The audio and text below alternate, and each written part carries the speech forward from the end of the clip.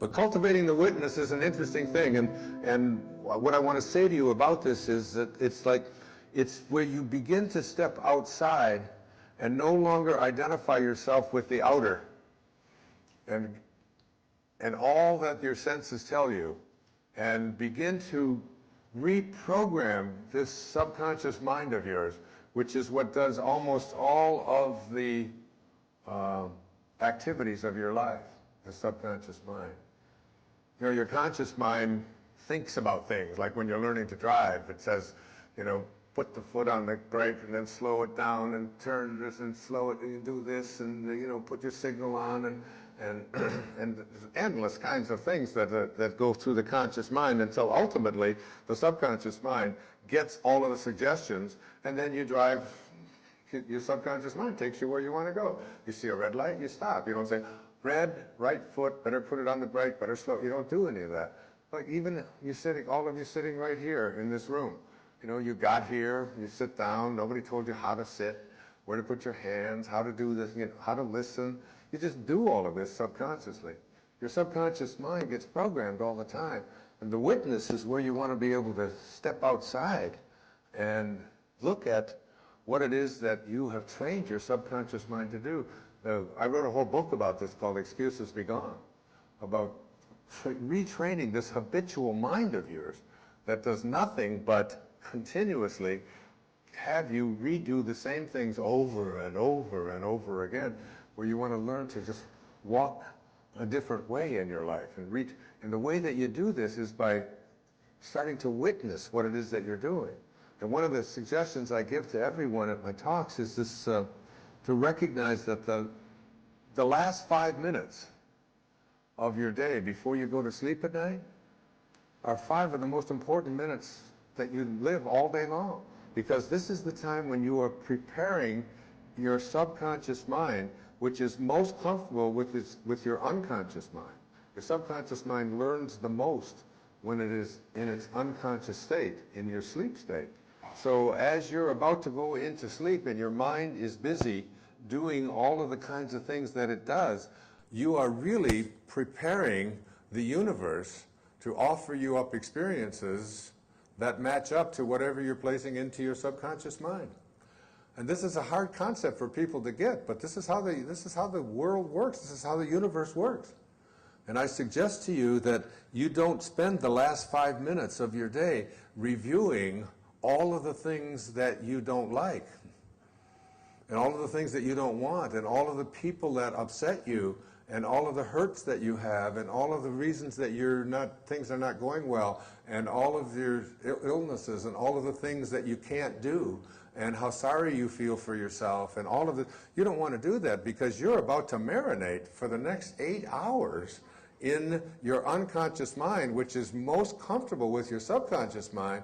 And then when you awaken, you see your subconscious mind cannot make a distinction between what you're thinking about and what you're experiencing in your day and in your life.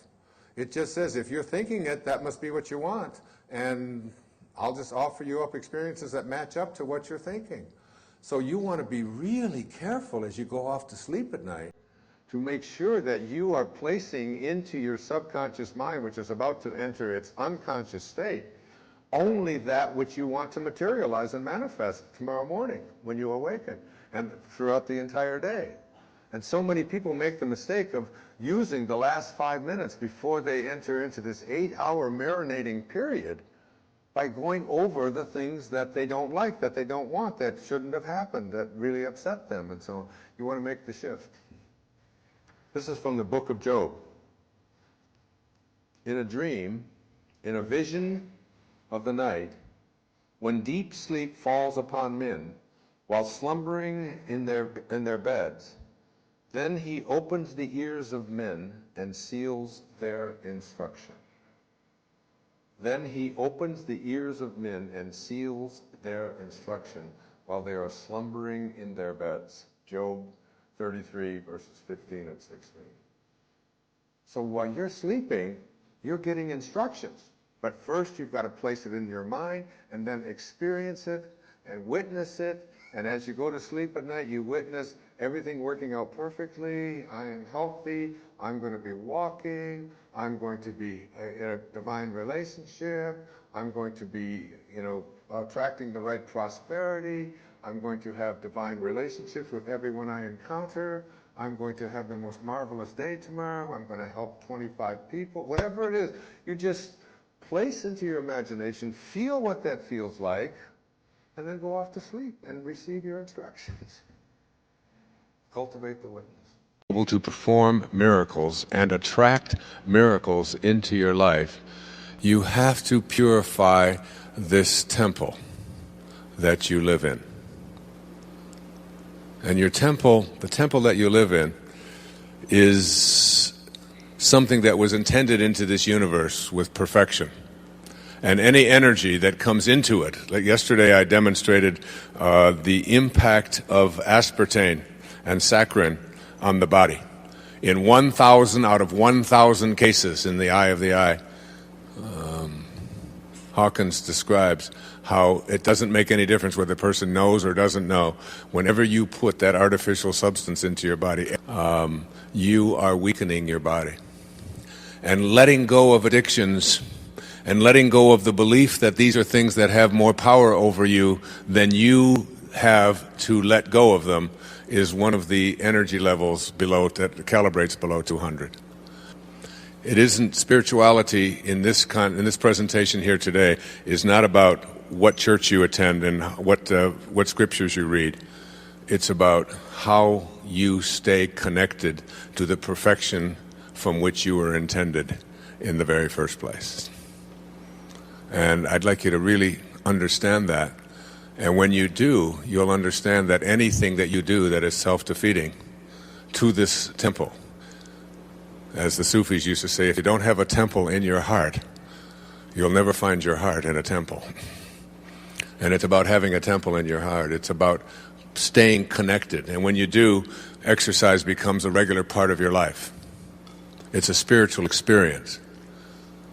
The foods that you eat become a spiritual experience. The music that you listen to becomes a spiritual experience. The books that you allow into your home, the programs that you allow to be on your television set, the kinds of ideas that you read in newspapers. So it's this force and counterforce thing. Now, as individuals, we understand when the World Trade Center was hit, our first impact, our first inclination was to be kind. What can we do? And you saw people donating blood. We had more blood donated in the first few hours after that than they had to tell people to stop doing it. They had people getting into their fire trucks in Iowa and driving them all the way to Manhattan. They had people going into burning buildings and taking people out. Our whole sense of compassion, because compassion is one of the highest energy levels that you can reach. It calibrates around 470. That when you have compassion in your heart for those who are operating or living at lower levels. And I remember the story that I heard shortly after the World Trade Center disaster, and it was of grandfather talking to his grandson. And the grandson was looking up at his grandpa, and his grandpa said, he said, I feel as if I have two wolves barking inside of me. He said, the first wolf is filled with anger and hatred and bitterness and mostly revenge. And then he said, I have a second wolf barking inside of me who is filled with love and kindness and compassion and even forgiveness. And the grandson looked up at his grandpa and said, which wolf do you think will win, Grandpa? And his grandfather responded, whichever one I feed. And we have to look at what we feed internally in ourselves. When Einstein reminded us that until we come up with an alternative to using force as a way of resolving our disputes, we are doomed as a people to destroy ourselves. We'll destroy ourselves. The weapons that we have put aside in order to resolve our disputes cannot even be used. Because if we explode them and the wind changes, it blows back on us the very thing that we are attempting to put onto our enemies. Your body has limits to how fast it can go and how far it can go. They're expansive and grand. They're much greater than you've ever thought they were. There are boundaries in form, but in thought, in that invisible world that I'm talking about, there are no boundaries except what you choose to think. You can think anything, and anything that you can think is here already in the dimension of thought. It's already here. I'm going to stop relating to the people in my life just my form to their form. I'm going to start getting behind their form, to that divine intelligence that's there. What are they thinking? And how can I have a no-limit relationship with everybody in my life? Instead of relating to the place where there are limits, their bodies, their forms, their performance level, I'm going to relate to what's in back of that. What kind of attitudes do they have? How do they think? I'm going to look at that side of them. That's what Mother Teresa talks about in the streets of Calcutta. She sees God in every one of those starving children and the lepers. She sees the divineness that's there. She doesn't just relate to the form. She relates to who is that human being in back of that form. What is that divineness there? You don't have to be Mother Teresa in the streets of Calcutta catering to the most sorrowful among us. You can do that every place in your life. You can stop just seeing the world in terms of what you see and what you can get a hold of and start living in that invisible part and back of that, where divineness really resides. That's in all of us. Whoever you are, wherever you go in the world, every single human being you meet, whether it's a tribesman in Afghanistan, whether it's a Sherpa guide in Nepal, whether it's a taxi driver in Tokyo, or a tribesman in New Guinea, or a salesman in Detroit, you share something with that person. What you share is what it's like to be human. We all share that with each other. And you know, and they know, what it's like to hurt inside, what it's like to feel lonely, what it's like to experience pain or to experience exhilaration or happiness. We all, as human beings, and those are all thoughts, those all come from thought, we share thought together with all human beings. And if we remembered that, if we tuned into that part of people, whether we're running a business or a family or whatever, if we started relating to people there, instead of just to their form, and when you see an angry person or you see a happy person, what you're looking at is what created that? And what kind of thoughts do they have? And relate to their thought, relate to the divineness in them, whoever they are. The whole world would be better, and so would your business. It's understanding that no one is any better than anybody else in God's eyes. See, it doesn't matter what you call that universal intelligence. The name doesn't matter. It's just as good a word as any in God's eyes, in that universal intelligence that's permeating all form. All of the rest of it is just trappings. It doesn't really matter. When it gets right down to it, we all share humanity with each other. We're all part of the being called human being, each one of us. In reading the literature of the East, particularly, in preparation for my book, You'll See It When You Believe It, I would find that over and over, I would see references to this thing called the observer. The observer. And one particular group of people would have written about it, and then it would show up in Buddhism, and it would show up in Hinduism, and it would show up in practice of Zen and in Kundalini. And it just kept showing up, this observer, the observer. And I wasn't quite sure what it was, what it meant. And then I began to realize that it's something I've done all my life, only they were just putting it into words. It's really a technique that I find myself using over and over again. The best way to think of it is, like Shakespeare said, the whole world is a stage, and we are all but actors on that stage.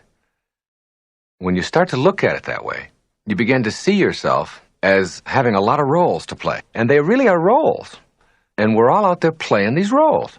Now, it doesn't mean that I'm not authentic at all. I'm not talking about authenticity. Each one of these things are very real, but they are still roles that we're playing. So what you have to do is sort of remind yourself that you're doing that and not take all of this whole stage so seriously and make it so dramatic and so significant and important. It's like lightening you up a little bit. And the observer is like whoever this guardian angel or this invisible person is. You can sort of catch yourself whenever you find yourself getting out of control or getting mad at the fact that there's a delay at the airport or that the traffic isn't going the way you want it to.